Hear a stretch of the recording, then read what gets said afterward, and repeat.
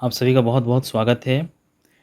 आज क्लास 6 का साइंस ठीक है प्रोजेक्ट ट्रेल के तहत ये परीक्षा हुआ है और 30 सितंबर 2023 को आज ये एग्ज़ाम हुआ। उम्मीद करते हैं कि आप लोग का एग्ज़ाम बहुत अच्छा गया होगा और देखते हैं आप लोग यहाँ पे कितना प्रश्न सही होता है। ठीक है, आप लोग कमेंट करके बताइएगा। तो चलिए देखते हैं पहला प्रश्न। एक ऐसा कौन सा पौधा है जिसमें आप उद्दीपन देख पाते हैं? ये पहला प्रश्न है। देखिए, पहला ऑप्शन गुलाब, दूसरा ऑप्शन है लजवंती, तीसरा आम और चौथा ऑप्शन है मनी प्लांट। तो यहाँ पे आपका आंसर होगा लजवंती। ठीक है, जिसको कि छुई मुई का पौधा भी कहते हैं। छूते ही उसका पत्ता जो होता है मुरझा नहीं, मतलब चिपक जाता है, सिकुड़ जाता है। ठीक है, और अगला 2 नंबर प्रश्न है, हानिकारक अपशिष्ट पदार्थ के शरीर से बाहर निकलने की प्रक्रिया क्या कहलाती है? यहाँ देखिए, आपका तीसरा ऑप्शन 2 नंबर का सही होगा, उत्सर्जन। ठीक है, हानिकारक अपशिष्ट पदार्थ शरीर के बाहर निकल की प्रक्रिया को उत्सर्जन कहते हैं। ठीक है, अगला देखिए 3 नंबर प्रश्न, संवेदनशीलता क्या है? सही विकल्प को चुनिए। पहला ऑप्शन है भोजन करना, दूसरा ऑप्शन है अंडे एवं बच्चे देना, तीसरा है अंधेरे में रस्सी देखकर डर जाना, चौथा ऑप्शन है इनमें से कोई नहीं। तो यहाँ पे आपका आंसर होगा, तो यहाँ पे आपका तीसरा ऑप्शन सही होगा, अंधेरे में रस्सी देखकर डर जाना। ये है क्या आपका संवेदनशीलता। ठीक है, और 4 नंबर प्रश्न है, मछलियाँ पानी में किसके द्वारा सांस लेती है?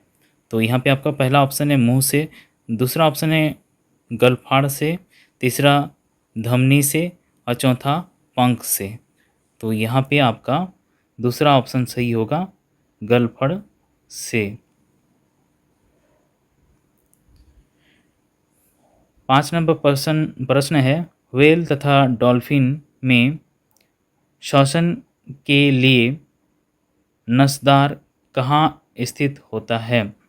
तो यहाँ पे आपका पहला ऑप्शन है सिर पर, दूसरा गले में, तीसरा पंख में और चौथा ऑप्शन है इनमें से कोई नहीं। तो यहाँ पे आपका आंसर होगा, तो यहाँ पे आपका आंसर होगा 1 नंबर ऑप्शन सिर से। ठीक है, उसका क्या होता है, व्हेल का गलफड़ा नहीं होता है, उसका सिर के ऊपर में नाक होता है। ठीक है, उसी से वो सांस लेती है और आदमी की तरह वो फेफड़ा में उसका हवा जाता है। ठीक है, और ये पानी के अंदर सांस नहीं ले सकती, बाहर से ही सांस लेती है। और क्या है कि ये स्तनधारी है। ठीक है, अंडे नहीं देती है, डायरेक्ट बच्चा देती है। अगला प्रश्न 6 नंबर है, ऊंट के पीठ पर कुबड़ होता है, उसमें क्या जमा रहता है? पहला है ऑप्शन वसा, दूसरा प्रोटीन, तीसरा खनिज और चौथा ऑप्शन जल। यहाँ पे आपका पहला ऑप्शन सही होगा, वसा।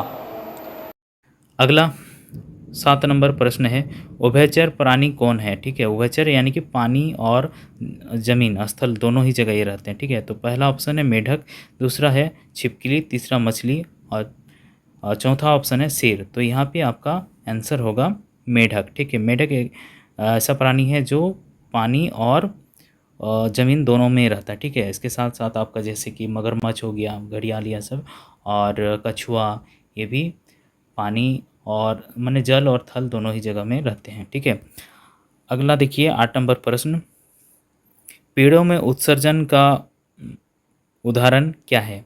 पहला ऑप्शन है फल के रूप में, दूसरा ऑप्शन गोंद के रूप में, तीसरा जड़ के रूप में, चौथा ऑप्शन पत्ती के रूप में। तो यहाँ पे आपका आंसर होगा, तो यहाँ पे आपका चौथा ऑप्शन सही होगा, पत्ती के रूप में। ठीक है, जो भी उसका अपशिष्ट होता है वो पत्ती से निकल जाता है। जैसे कि लोगों का पसीना से उसका गंदगी निकलता है, वैसे ही पत्ती से इसका वाष्पोत्सर्जन उत्सर्जन होता है। ठीक है, अगला देखिए 9 नंबर प्रश्न, कांटे वाले पौधे बहुतायत रूप से कहाँ पाए जाते हैं? तो पहला ऑप्शन है पठारी क्षेत्र में, दूसरा ऑप्शन पहाड़ी क्षेत्र में, तीसरा ऑप्शन है मरुस्थल क्षेत्र में और चौथा ऑप्शन है जलीय क्षेत्र में। तो यहाँ पे आपका सी नंबर यानी कि तीसरा ऑप्शन सही है मरुस्थल क्षेत्र में। ठीक है, देखिए कांटे वाले पौधे मरुस्थल क्षेत्र में पाए जाते हैं। इसका कारण क्या है कि यहाँ पे देखिए पानी की कमी होता है और ये पौधे जो होते हैं अपने पौधे का पानी को बचा के रखने के लिए उनके जो पत्ती होते हैं वो कांटा का रूप ले लेता है और उसमें छिद्र जो होता है वो नहीं होता, नहीं के बराबर होता। ठीक है, इसलिए कांटा से वो वाष्प उत्सर्जन नहीं हो पाता है।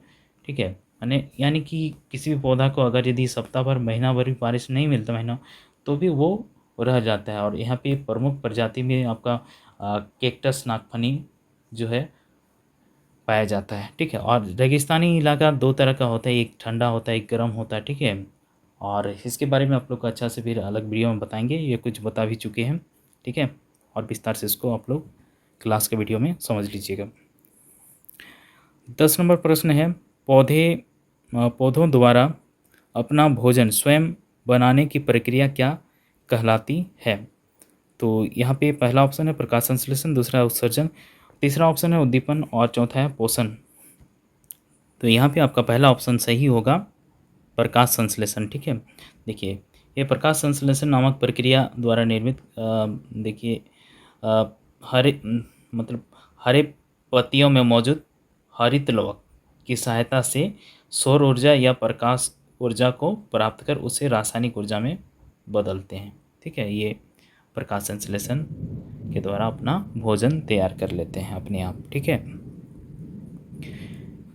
ये प्रश्न नहीं समाप्त हुआ। जो भी आप तक इस चैनल को सब्सक्राइब नहीं किए तो सब्सक्राइब कर लीजिए और दोस्तों को भी शेयर कीजिए। ठीक है, हमारा चैनल बढ़ेगा तो मैं आप लोग के लिए और भी बहुत अच्छा सा वीडियो लाने का प्रयास करूँगा। लोग मुझे कोई ये नहीं कह पाएगा कि हम बेकार का ये आप लोग काम कर रहे हैं। ठीक है, अगर यदि आप लोग का सहयोग मिलेगा तो हम और अच्छा कर सकते हैं। ठीक है, मिलते हैं अगले वीडियो में, तब तक के लिए टेक केयर, बाय, जय हिंद, जय भारत।